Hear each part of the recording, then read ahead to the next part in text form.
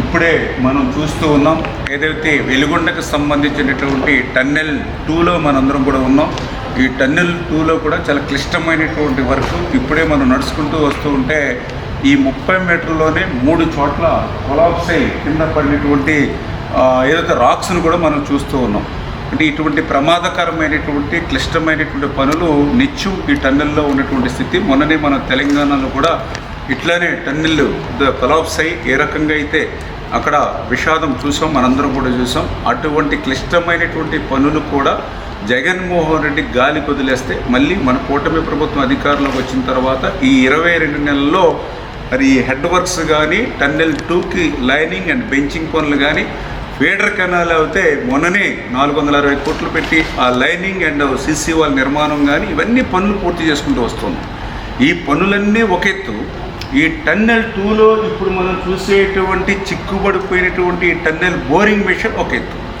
ఎందుకంటే ఇన్ని పనులు మనం పూర్తి చేసినా ఈ టన్నెల్ బోరింగ్ మెషిన్ కనుక మనం తీయకపోతే ఒక చుక్క నీరు కూడా మరి ముందుకెళ్ళేటువంటి పరిస్థితి లేదు. ఎందుకంటే ఇప్పుడే మనం చూస్తూ ఉన్నాం ఈ యొక్క 19 కిలోమీటర్ల ఈ టన్నెల్ 2లో ఇది 11.8వ కిలోమీటర్ దగ్గర ఈ టన్నెల్ బోరింగ్ మెషిన్ చిక్కుకుని ఉంది. ఈ టన్నెల్ బోరింగ్ మెషిన్ ఇప్పుడే మీరు చూస్తూ ఉన్నారు. ఏదైతే మరి 175 మీటర్ల పొడవు ఉంది, ఏదో ఒక 10 మీటర్ల 5 మీటర్లు కాదు, 175 మీటర్ల లెంగ్త్ పొడవు ఉంది ఆ చివరి వరకు. ఈ 175 మీటర్ల పొడవు ఉన్నటువంటి ఈ టీబీఎం వ్యాసం మీరు చూస్తే ఇది మొత్తం 9.8 మీటర్ వ్యాసం. అంటే ఏదైతే మొత్తం సొరంగం ఏదైతే టన్నెల్ ఉందో మొత్తం ఎక్కడ కూడా ఒక 1 ఇంచ్ కూడా ఖాళీ లేకుండా అది క్లోజ్ చేస్తుంది. అంచేత ఈ టన్నెల్ బోరింగ్ మెషిన్ని మనం వెలికి తీస్తేనే మనం ఈ యొక్క వెలుగొండ నుంచి నీరు ముందుకు తీసుకెళ్తాం.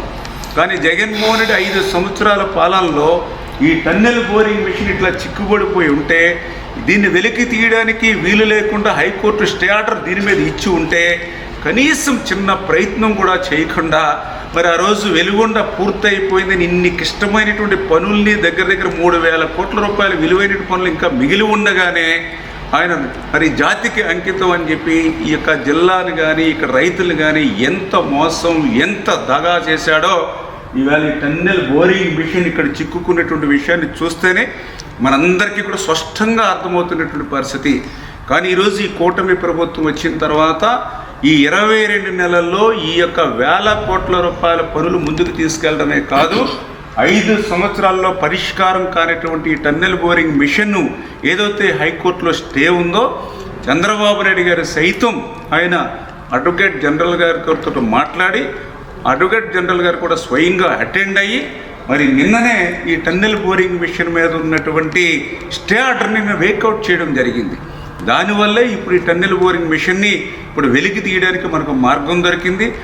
వాస్తవంగా అయితే ఈ టన్నెల్ బోరింగ్ మెషిన్ కూడా దీన్ని వెలికి తీయడం కూడా చాలా కష్టమైన పని. అందుకనే వాస్తవంగా ఈ టన్నెల్ బోరింగ్ మెషిన్ పని అంతా కూడా పూర్తయిపోయిన తర్వాత లాస్ట్లో ఇది 175 మీటర్ల పొడవు కాబట్టి అదే 175 మీటర్ల ఎక్స్ట్రా సొరంగం సైడ్కి తీసి ఆ సొరంగంలోకి ఈ మెషిన్ వెళ్ళిపోయి దాన్ని వాల్ కట్టి క్లోజ్ చేసేస్తారు. అంటే ఒక రకంగా సైడ్కి తీసుకెళ్ళి దాన్ని సమాధి చేసేసినట్టుగానే బరెల్ చేసేస్తారు.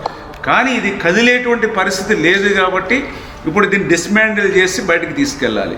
ఇది డిస్మాండిల్ చేయాలన్నా కూడా క్లిష్టంగా ఉంది కాబట్టి ఇప్పుడే మా ఏజెన్సీ అదేవిధంగా అధికారులతోటి దీన్ని మ్యానుఫ్యాక్చరింగ్ ఎవరైతే ఉంటారో వాళ్ళతో కూడా సంప్రదింపులు జరిపి మ్యాక్సిమం ఎంతో తొందరగా, ఎందుకంటే కనీసం 4 నెలలు పడుతుంది అన్నారు, ఒక 2-3 నెలల్లో అయినా సరే మన సీజన్కి నీళ్ళు ఇచ్చే సమయానికి ఇది డిస్మాండిల్ చేసేటువంటి విధంగా ఒక షెడ్యూల్ని రూపొందించుకోమని చెప్పడం జరిగింది. అందుకే ఇప్పుడు ఈవేళ అర్ధరాత్రి అయినా సరే మేము ఈవేళ టన్నెల్లో ఉండి ప్రతి పనిని కూడా సూక్ష్మంగా పరిశీలిస్తూ క్షేత్రస్థాయిలో పరిశీలిస్తూ ఈరోజు ఈ టన్నెల్ బోరింగ్ మిషన్ దగ్గరికి వచ్చి ఇక్కడ వాస్తవమైనటువంటి స్థితిని కూడా మరి ఈవేళ మేమందరం కూడా ఐడెంటిఫై చేసుకుని దాని ప్రకారం షెడ్యూల్ రూపొందించుకుంటూ